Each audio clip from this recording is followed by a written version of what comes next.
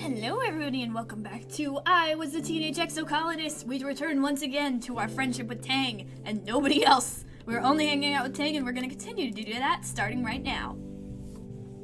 Tangent is storming around the quad in front of engineering, checking notes on her holopalm, gesturing and grunting in frustration. This is the worst! What's the matter?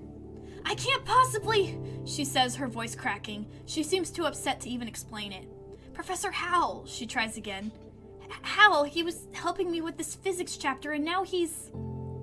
She throws her hands in the air, virtual holopalm screens flying everywhere. I can't understand this without him. This is impossible, she chokes out. Why did he have to die? For the plot, Tang, for the plot. I miss him too.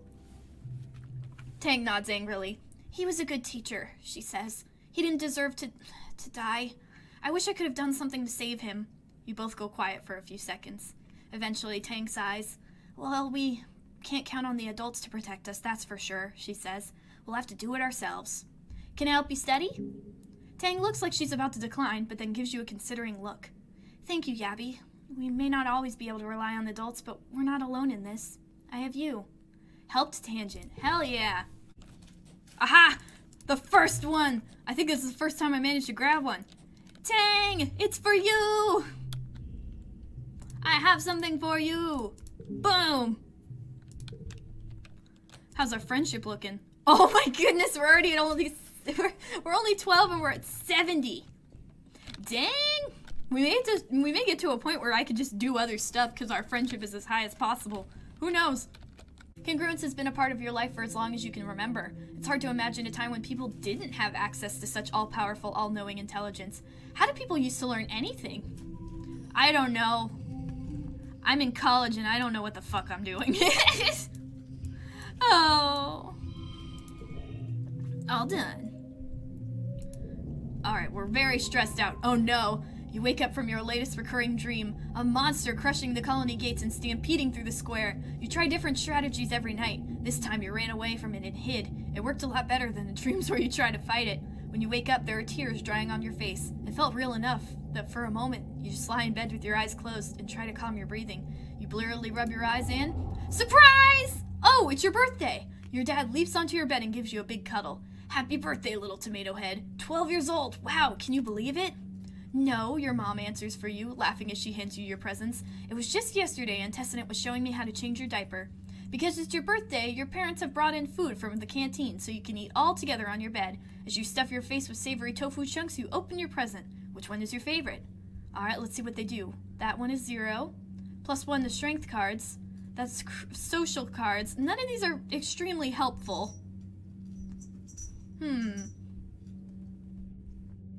Maybe we could do this one again and get friendship with Tang? Probably not, but...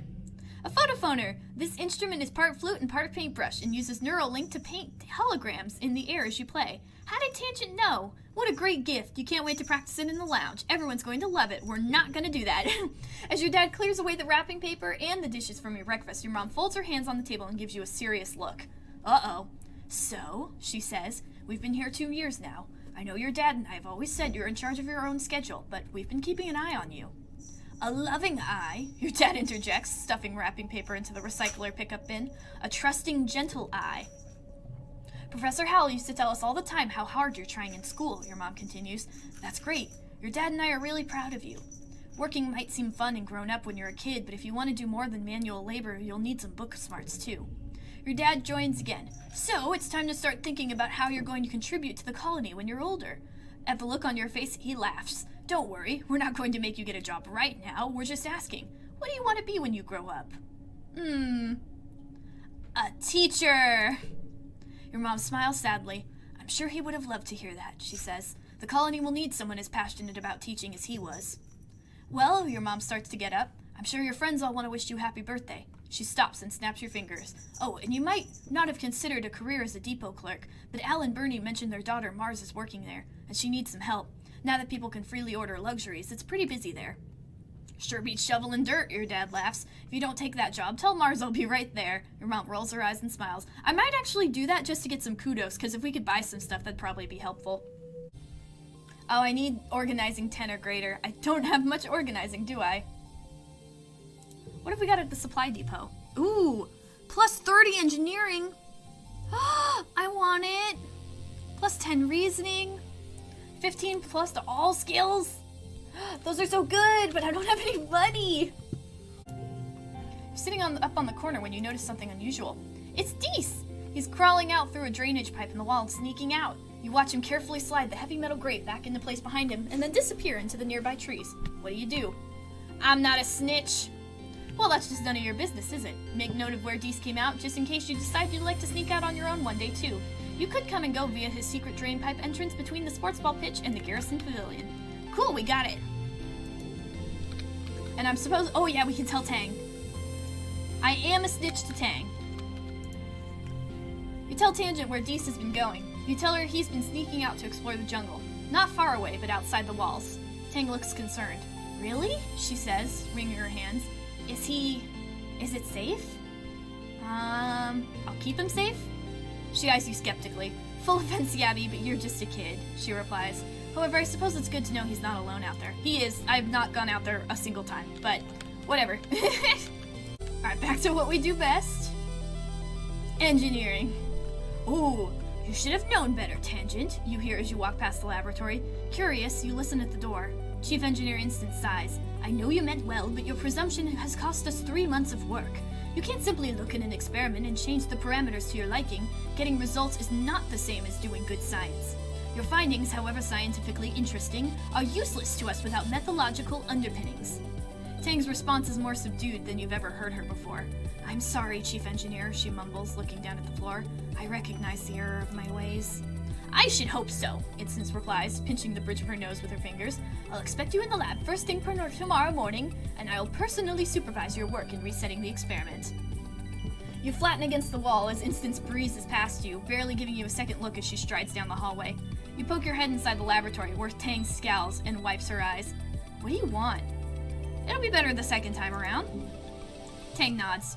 You're right. The first experiment was plagued by inefficiencies, she says, pushing herself off the lab bench. That's why I changed it in the first place. In the new experiment, I could eliminate all those inefficiencies from the start. Thank you, Yabby. You may have saved me 3 months of work. Losing the data was my fault, Tang continues. I wanted to prove I'm not the little kid from biology class, that I'm ready to work hard and really make great discoveries. Dr. Instance has always been there for me. When I was a kid and now with my mother gone, she's the only adult in this colony who sees what I could become, she says. She believes that I could be better than what I am. It's always been that way. I just really want to impress her. You will. Tang hums in agreement. I certainly hope so. You will, but also that may or may not lead to something very bad. I'm just very concerned by what I have been told in the comments. That the ending is bad or sad. I don't know for sure. Your dad comes back from work one day looking seriously under the weather. He's pale, with deep circles under his eyes, and he keeps sneezing. It's fine, he insists. It's just all the pollen in the air, skunking up the old air tubes. Do you remember hay fever, Flulu? We always got it back on Earth, too. Your mom frowns and crosses her arms. We did, she agrees. So why isn't it bothering me? You're a lot tougher than me, Sweet Pea, your dad says, and your mom rolls her eyes. I'm sure I just have to get used to it, like you did, he continues. Maybe I'll go for a stroll outside the gates later, really get a good lungful of the stuff. I'll feel bad for a few weeks, but after that I'll be fine. Your mom raises both eyebrows. Outside the gates? You? Your dad shrugs. Then he falls into a fit of sneezing and can't answer. Your mom directs him to go lie down in their bed. You need rest, not machismo, she scolds him. I don't have achoo! Your dad sneezes. A macho bone in my body, Foo-Foo, and I have to fertilize the corn and pixie beans this week. Uh-huh, your mom grunts. Your dad pulls a handkerchief from his pocket and sneezes into it a few times. Big yelling honk sneezes that echo throughout your quarters. He pulls it away from his face and you can tell that something's wrong. Huh, your dad says weakly, holding the handkerchief away from his face. It's bright fuchsia pink and glittering in the light. That's weird. Then his eyes rolls back into his head, his knees buckle, and your mom yells for you to call Instance. Chief Engineer Instance takes your dad's vitals and gives him a cursory look over, but she seems satisfied with what she sees without having to do a thorough examination. The explorers have started calling this the Shimmer, she says, shining a light down your dad's throat. He's looking a little better, but not by much. It's an airborne environmental toxin, likely in the pollen fog. Oh, do I say that? I don't think I should, right? 'Cause I don't know. I was told to just hang out with Tangent and not do anything, so I think I'm just gonna not do that. I'm not gonna say anything. Will he be okay? Doesn't seem to cause long-term damage to the body, Instance explains. She gestures to the air, making notes on her hollow eye that only she can see. I've been tracking its effects for 3 seasons now. The toxin is flushed out of the body after 3 to 5 days, and it's not contagious. She looks down at your father. What that means for you, Geranium, since you're particularly susceptible to the toxin, you should be taking better pains to avoid exposure. If you must go outside during pollen, use a respirator. Her dad smiles weakly. You got it, boss, he says. Your mom smiles and puts her hand over his. As your literal boss, I'm ordering you to not come into work for the rest of the week, she says. You're on strict bed rest. She leans in to touch her forehead to his. They stay like that, smiling with relief. Even after 1 day of bed rest, your dad is looking a lot better. He's clearly anxious to get back out into the fields. You're gonna love this new crop, Yabby. It's called a pixie bean. They glow in the dark. He's already pulling on his boots. The fields look so beautiful at night. I'm happy that we finally found something that would actually grow here that isn't soy, and more soy. I'm still not gonna say anything. I know nothing and will do nothing. Oh! Autoplay Fairy. Autoplay Fairy sometimes plays the best hand for you. Ooh, nice! Tang! What's up? Oh, your hollow palm pulses with a message from Tang. Hello, Gabby. If you're not occupied, could I ask for your assistance in the lab? Thank you in advance, Tangent. Typical Tang, but her asking for help is something so rare that you can't help but head over right away. You find her hunched over a spectrometer, making notes on a hollow screen. Oh, you're here, she says, blinking rapidly. She looks like she's been awake for days, wrinkled, a little shiny, with the wild-eyed look of someone who needs a cup of left tea. How can I help? I'm researching the Shimmer, the respiratory illness some people report during pollen, she says. I'm loath to admit, but I need your assistance. She takes 4 vials with swabs inside and puts them in your hands. I need recent saliva samples from both you and your father, she says. There must be a reason why he's so susceptible to Shimmer and you're not. You share half your genetic code with him. There must be some marker we can compare between the 2 samples. Then, she continues, pulling another vial from a rack of test tubes, administer this to yourselves, wait 3 days, and take the samples again. The test should be able to determine if anything in your body chemistry has changed. Tang looks at you very seriously, cutting through her bleary expression. There's something going on here, she whispers. Something really, really big, I've begun to realize. This is about more than just curing a disease. She squeezes your hand so hard it almost hurts. Unlocking the secrets of the Shimmer, who it affects and why, it can lead to a greater understanding of all life on Vertumna. And knowledge. Knowledge is more than power, Yabby. It's control. Okay, I'll do it. Thank you, thank you. Ooh, Shimmer Cure helped a Tangent, friendship a Tangent. Tang says, I've been researching so hard I think my eyes are going to fall out of my head. And for what? Well, for the end of the debilitating disease is a pretty good reason, but Tang just shakes her head at herself before you can answer. We're at a disadvantage here, she mutters. We're fighting blind. We need to understand this planet if we're going to get it under control. Well, who knows? Reasoning is at 72. What does it need to be at for me to hang out with Tang again? 80, okay. Tangent stops you on the way to class. Alright. Yabby, were you heading to life sciences? Good, I could use your help with something, actually. I'm working with Chief Engineer Instance in the biolab. If you give me a hand with it, I'm sure she'll give you credit for the class. Of course I'll help! Honestly, admits Tang, we just need somebody to label petri dishes and move them from the cooler to different machines. A hot eye could do it. Instance is staring unfocused at her hollow eye as she processes the results of the scans. Tang goes and stands beside her, pulling up the scan on her own hollow palm. They confer quietly while you wait. Sounds like they're studying the Shimmer, the mysterious illness some colonists get during pollen every year, including your dad. Instance looks up at you, as if noticing your existence. Ah, Yabby, she says. We've been studying samples from some of the colonists who get sick during pollen, including your dad. Some of the stuff in his lungs, it's some kind of fungus. We think the Shimmer is a form of reproduction, Tang explains. It's like a fungus is trying to turn us into more fungus like it. It's really neat, actually. Oh, yeah, neat. Ooh, Shimmer Cure. Biology. You spend the rest of the week helping them study the illness. Mostly this involves following the instructions and doing, as Tang loves to repeat, jobs a Hop-Eye could do. Nothing beats hands-on experience, though. This would be easier if we had an actual sample of the fungus, Instance remarks. Oh, I could get you one, but I won't. They're working with some biological samples, a fancy word for snot, but according to them, the fungus is all mixed in with the human cells. Instance has to spend a lot of time in vert space trying to disconnect her with the two in her models. Where could I find a sample? Our most useful reports have been from the foragers returning from the Valley of Vertigo, she tells you, where the pollen is thick all year. That might be a good place to start. Ah, okay. I'm assuming I don't do anything about that? Or at least that's what I assume. We'll find out. Oh, it's Vertumnalia! You gather with your family in the colony square. Everyone takes a seat as Governor Udicott approaches the stage. She folds her hand and serenely addresses the crowd. What a pleasure to address you all today as your governor, she says, looking as pleased as she ever does. In under 3 years, we've built a colony of which we can truly be proud of. While we've suffered hardships and losses, we remain standing. As always, looking toward the future we are building together. Let us use this Midsummer festival as a time to reflect on our many blessings, Udicott continues. Fresh water, good food, healthy children, and a strong community. Udicott bows her head. But first, let us remember Professor Halitosis, who guided our children and kept the engines running for so many years. Chief Engineer Instance will be filling in with help from our ship's AI congruence until someone can take up the mantle that rested so easily on Hal's broad shoulders. We also recognize the passing of our dear friend, Chief Surveyor Melatonin. Known for his gentle nature and curious spirit, Tonin is survived by his daughter, Aspartame. In the crowd, Tammy sniffles loudly. In his place, we welcome our youngest council member ever, Utopia, representing Expeditions.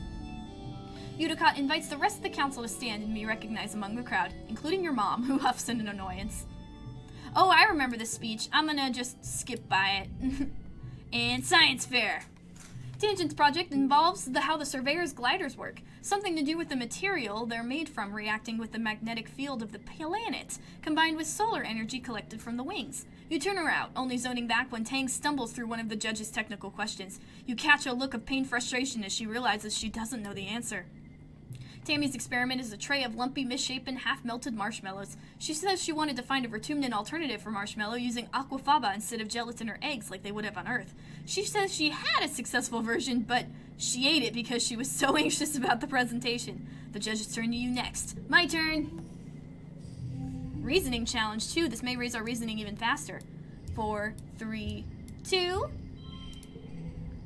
6, 3, 2, 2... Oh yeah, we're good. 5, 3, 2, 2, 1. Oh yes. You do an egg drop experiment, taking fragile crystalline glass fruit and designing 4 different ways to protect them from breaking after a long fall. 2 break, but 2 succeed. Your experiment is only a simple demonstration of physics, but the judges decide to award you for choosing something within your capabilities and doing it well. Tang is frustrated, but more at herself than you. She's not used to failure. After the festivities, you take time off for a much-needed, very relaxing break. Your dad sets up a slip and slide through the colony square, and everyone takes turns sliding on their stomachs and spraying water at each other. It's a lot of fun. You can feel your worries floating away in the hot dust suns. Heck yeah! You learn about the Vertumnan geology by comparing various rock samples from Earth to ones on Vertumna, placing them on the Mohs hardness scale. The Earth samples are so weird and gray compared to the pink, purple, yellows, and teals collected by the surveyors. Earth must have been a dull place. Oh, rip. Rip to Earth, but we're different. 4, 4, 2, 1. There we go. Alright, now I should be able to talk to Tang again. Hooah. How's the research coming? Tangent shrugs. Well enough, she concedes. But I confess I've actually hit something of a block. I'm sure the answer is right in front of me, but I can't grasp it. You take a look at her work. Immediately, you come to the conclusion that had been just out of her reach. Tang rubs her eyes. Oh, you are formidable, she says. I'd been coming about it wrong the entire time. She taps a few notes into her holopalm and smiles. Thank you for being someone on this stupid rock I can trust to know what they're doing. Ooh, nice. How's our friendship looking? Oh my god, we're doing really good. We're only a year in. We're probably going to have plenty of time to do other stuff. We just got to check back in engineering whenever we can, once we get her friendship to 100. We've got to keep up. Oh, that's the highest we could go with that. Dang, another one didn't pop up. I guess 80 was the end of it. Interesting. We've seen that one before. Oh, dang, autoplay fairy perk. Oh! Oh, come on. There we go. Done! What's the 100 engineering perk, I wonder? Late wet. Oh, there we go. Equip an additional gear. Ooh. Got it. What can we add? +1 to challenges. That's good. Perfect. Now what do we do? I guess we could also level up biology, because I really do want to get that achievement. But to do that, we have to get organizing too, and I don't really know how to do that. I guess I will have to do some xenobotany. That'll actually be a little helpful, I think. But I don't know if I'm going to show it. I'll still record it, but I'll decide later. I mean, might as well, right? Yeah, might as well. Your dad introduces you to the little lab they have set up in one of the greenhouses. It's incredible, he says, gesturing all around him. We're surrounded by alien flora and we know practically nothing about it. What's edible? What's medicine? What can we make fibers with or build with or use in ways we haven't thought of yet? He beams at you. You and me. We're gonna find out, my little potato. Your dad directs you to a research bench. Here's where you'll be working. The bench is buried under samples and beakers and weird-looking alien sprouts. More than just a simple table, the analysis bench is covered with buttons and little holes you can put things into. Carefully find the on switch. There is no on switch. Yep, look everywhere. Press buttons at random. You mash all the table's buttons until, yo, yo, yo, kiddo! It's Congruence. The ship's friendly computer beams at you from her own holoscreen set into the bench. Of course she's here. She's the guardian of all knowledge on the colony after all. You wonder who she got yo, yo, yo from. Your dad laughs. Don't tell anyone, but Congruence is the brains of the operation, he confesses, though it's not like it's a secret. She'll make sure we don't do anything super dangerous, which means you and I get to focus on experimentation. If you follow the rules and stick to what you already know, you won't learn anything new, so don't be afraid to try stuff. Good to know, good to know. I mean, it would probably be easier to get toughness, but... I'll just do this. I would like Seek to say something nice about me for once. Oh, 3 organization. You know what? That might actually make things go by quickly. Ooh, we're already at 5. Oh, it's Glow. Might need a break soon. No, I refuse. Where's Tang? Oh, Tang's inside. Alright, engineering won't help us, but I will do biology for now. I think as long as we come in here, we should get cutscenes. You're collecting samples of glowing mushroom caps to try to isolate the mechanism that makes them glow. You generate a lot of mushroom slurry during your attempts, a clear paint-like substance that glows for a short time before becoming invisible. You and the other students enjoy writing messages on the side of the ship and watching them disappear. A few of your classmates get in trouble for writing obscenity and get a few kudos taken away. Oops. 6, 6. All of my cards are mental cards. I love that. Boom. 2 data points form a line, but 3 is a pattern. The colony has been on high alert all glow, hoping that the creatures from beyond the wall don't return for a 3rd year in a row. Surveyors keep reporting that they're seeing unusual animal activity. Even the plants seem different, they say, and new tracks must have been left by creatures larger and heavier than you've ever seen. You and the other colonists drill evacuation plans. You're in class when the sirens start to ring. The other kids fall into an alert hush. This is one of the assembly points, so you should be safe here, but if it wasn't so safe here last year for Professor Hal, what if another creature gets in? Congruence, the new teacher, is just a face on a computer screen. She can't protect anyone. Congruence flickers cheerfully. Please stay calm, children, she says. The defense squad is already en route to the creatures. This should all be over soon. You've been told this before. As the sirens continue, you're faced with a choice. Not really a choice, I can only stay put. You, Tang, and Mars and the other kids try to stay calm. Congruence directs you under big tables together, then assigns you a chapter on Earth history, as if nothing was happening. It's impossible to think with the sirens going off. You read and reread the same paragraph over and over, trying not to think about some monster bursting through the door, or window, or wall. Take it seriously. Would that get us friendship with? Heck yeah. There's nothing you can do, so you try to apply yourself to reading the chapter you've been assigned. You struggle with it, your mind racing. You notice Tangent trying to do the same. She gives you a faint smile over her holoscreen. Wasn't long before the sirens turn off, ringing 3 short pulses as the all-clear message flashes on your holopalm. You and the other children file out of engineering, and you head back to your quarters. Your parents will want to know you're safe. Your dad gives you a big hug, but your mom slumps into a seat of your small table. It's like they were going specifically for geophonics this time, she mutters, but your dad pets your hair and shushes her.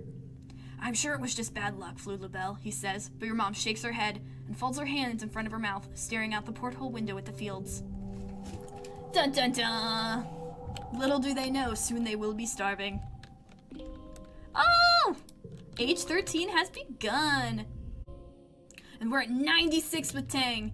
Oh, we're definitely at a point where we don't really need to worry about Tang for a little while. I could probably work on biology and getting my organizing up, because as soon as we have the thing in up here, I can get my organizing up and I can get that achievement. That's one less thing to do later. And also, I will make sure to keep an eye on Tang, don't worry. She's really the only one we have to deal with anyway. But that is where we're going to end this episode for now. Next time, we will continue doing what we're doing, although I will be doing more biology and organizing. So until then, thank you guys for watching. If you enjoyed, please consider subscribing. Remember to take care of yourselves, read your history books during a colony attack, and have a good day.